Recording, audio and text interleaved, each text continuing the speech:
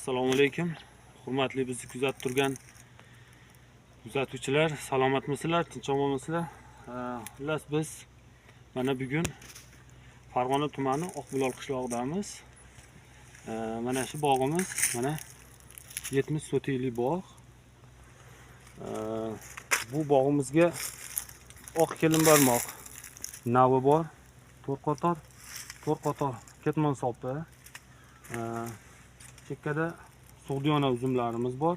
Keyin bu bog' ikkiga bo'lingan. Buni past tarafiga yangi navlardan qilganmiz. Uni payvand taglarini ko'berdan qilib, yangi bog' barpo qildik. Mana shu bog'imiz tugagan joydan yangi bog'imiz boshlanadi. Xo'p, endi bugun biz ayrim takliflar bo'ldi. Shu uzum kesish jarayonini bir obzor qilsangiz, yangi bog'bonlarga bir ko'rsatma bo'lsa degan ustozlardan taklif bo'lgan edi. Shunga keldik. Mana bog'damiz. Xo'p, uzumlarni kesishda nimalarga ahamiyat beramiz? Mana bugun 4-fevral. 4-fevral, lekin havo yaxshi. Havo harorati bugun +8-10 gradusgacha ilidi. Juda yaxshi. Endi bu paytda biz kesish ishlarini boshlasak bo'ladi. Sabab katta bog'larda kesib, bularni joy-joylariga qo'yib, baylab, undan keyin dorlash ishlarini bitirganimizcha pindilar qo'zg'alib qolmasligi kerak. Albatta pindilar qo'zg'amasdan turib, biz uzum toklarimizni dorlash ishlarini nihoyasiga yetkazib olish uchun hozirdan ishni boshlamasak, keyin shoshilib qolishimiz mumkin. Xo'p, mana endi kesish to'g'risida gaplashsak, mana kesishda nimalarga ahamiyat berishimiz kerak? Kesishda avvalambor kelgan odam mana ishini Allohga tavakkal qilib topshiradi, bismillah deb boshlaydi. Keyin bu toshni holatini bir qator ko'zdan kechiradi. Mana umumiy holati. Mana ko'rsatyapsizmi? Mana shu umumiy holati. Buni shunday bir qarashda o'tgan yil qaysi darajada rivojlangan, qanchalik hosil bergan, kaltalar, oraliqlar, qalinliklar qanchalik bo'lgan, shuni shunday bir qator ko'zdan kechiradi. Mana bir qator kechiradi.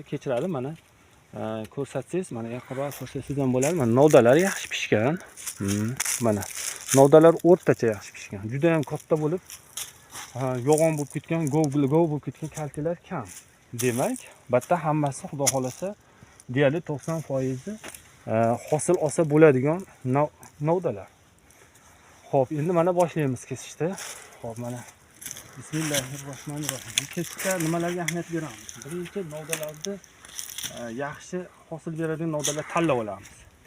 U novdalar bo'g'imlar oralig'i yaqinroq, lekin uni diametri tumaloq. Mana shu novdalar xudo xolasa chiroyli meva beradigan novdalar hisoblanadi. Qaysi novdalar meva berishi unchalik natijasi yaxshi bermaydi desak, mana shu novdalar gov bo'lib ketgan. Bu novdalarning o'rniga biz mana shu o'rtacha rivojlangan novdalardan qo'yib beramiz. Bularni tagidan olib tashlaymiz. Novda tanlashga adashmaslik kerak. Bu kesish jarayonida xatoga yo'l qo'ymaslik kerak. Bu xato to kuzgacha o'zini ta'sirini ko'rsatishi mumkin. Agarda yaxshi joyda maslahat bilan, lekin kesishda mana shu hamma narsaga ahamiyat berib joy-joyda agar kesilsa, bu kuzgacha bu uzumimizdan yaxshi, sifatli hosil olishga asosiy omillardan bittasi bo'ladi. Xo'p, endi mana kesishni boshlaymiz. Bismillahirrohmanirrohim. Xo'p, mana bu kaltani qo'ydik yana. Endi bu tomondan bitta qo'yib beramiz. Bu ularni olib, mana bu to'g'riga kelayotganda uzunroq. Bular undan kaltaroq, bular o'zidan kaltaroq bo'ladi. Bu uzum kesishda yana bir narsani hisobga olish kerak. Yerlarni unumdorligini hisobga olamiz. Bizning yerlar bu ayni shu joydagi yerlar o'rtacha unumdor tuproq. Lekin rosa unumdor serhosil tuproq emas. Sababi bizda yerning tagidagi namlik juda ham chuqur joylashgan. Yerning tagida nam yo'q. Faqat tepadan sug'orilish yo'li bilan bularda suv ochish yo'li bilan sug'oriladi. Qachonki suv ochilganda keyin nam tagidagi nami 50, 60, 70 santimetrgacha tovlaganda keyin suv chiqadigan joylar bu joylar. Bu joylar dashtli, adirli hisoblanadi. Tepasidan shu ko'rinishi yaxshi, chiroyli ko'ringan bilan tosh yo'q, lekin bu yerlarda tagi toshlik, adirli yerga o'xshash. Xo'p, mana endi testda davom etamiz. Xo'p, mana o'shaning uchun bizda bu yerlarni hisobga olib turib, pindilar uzun oralig'i, pindi bitta qo'yilgan pindida sanab ko'ramiz. 1, 2, 3, 4, 5. 6 pindidan qo'yamiz. Ikkinchisi 5 yoki 4 pindi bo'ladi. Xo'p, mana buni kesgan joyimizni ochib ketamiz. Sababi qilayotgan ishimiz o'zimizga orientirni olish uchun kesilgan novdalar tozalab testda davom etamiz. Xo'p, mana albatta ikkitasi yonma-yon bo'lyapti. Buni albatta olib tashlaymiz ikkitasi. Xo'p.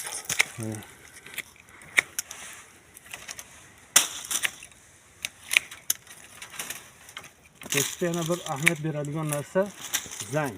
Bu eski qora zang.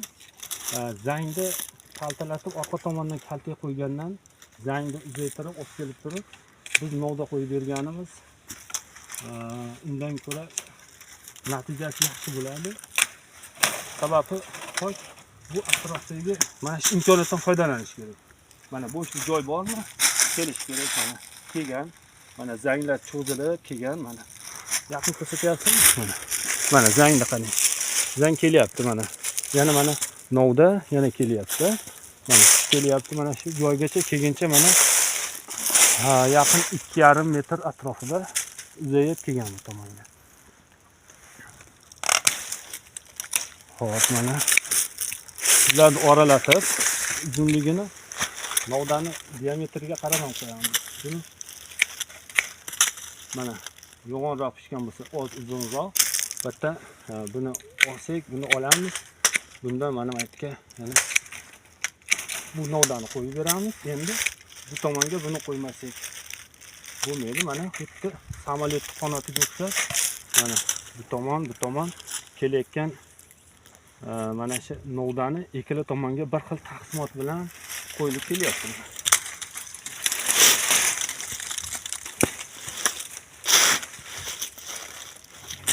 Mana shu endi bu katta bo'lib gov kalta bo'lib ketgan kalta edi. Mana buni bitta qo'yib bermasak bo'lmaydi. Sababi bu mana ikkalasi bu yerga ozlik qiladi. Buni qo'yib mana bitta tormoz qo'yib qo'ydik. Bu gov kaltaga bitta mana bach shoxdan pishgan, mana juda chiroyli, katta bo'lib, baqo'ta bo'lib pishgan. Bunga tormoz qo'yganmiz, bular ikkalasi hosil beradi. Bulardan hosil chiqarsa, chiqarmasligi ham mumkin, lekin mana ikkalasi hosil beradi inshaalloh. Shatta buncha tormoz bo'lib amalni mana shatta xudo xolasa bemalol sarflashi mumkin.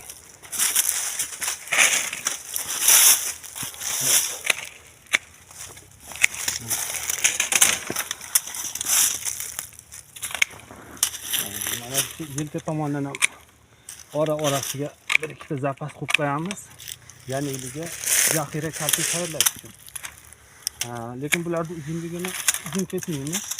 Bular ozroq meva ham qiladi, lekin buni asosiy vazifasi ya'niliga zaxira kalta tayyorlab turadi. Xo'p, mana yana o'sha xuddi aytganimizdek gov kaltaga keldik. Buni mana katta qaytib olamiz.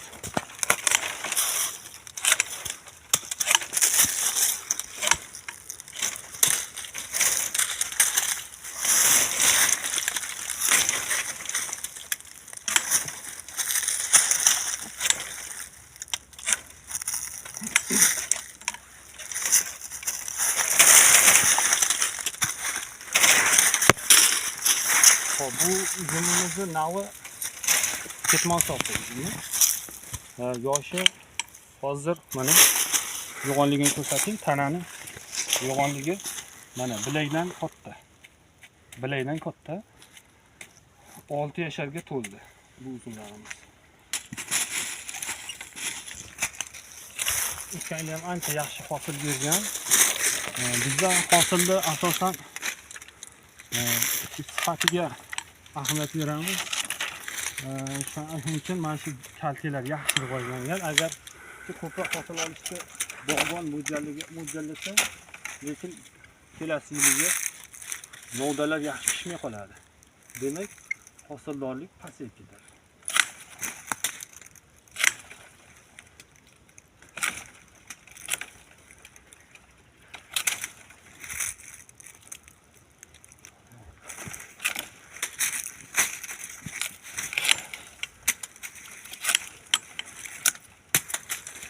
Hozir havo harorati -8-12 gradusgacha ilyapti. Bu havoda bemalol uzumlarni kesib, shakl berib, bog' ishlarini qilishi bu bog'bon uchun ancha foyda bo'ladi. Fursatdan foydalanish kerak bog'bonlar. Xo'p, mana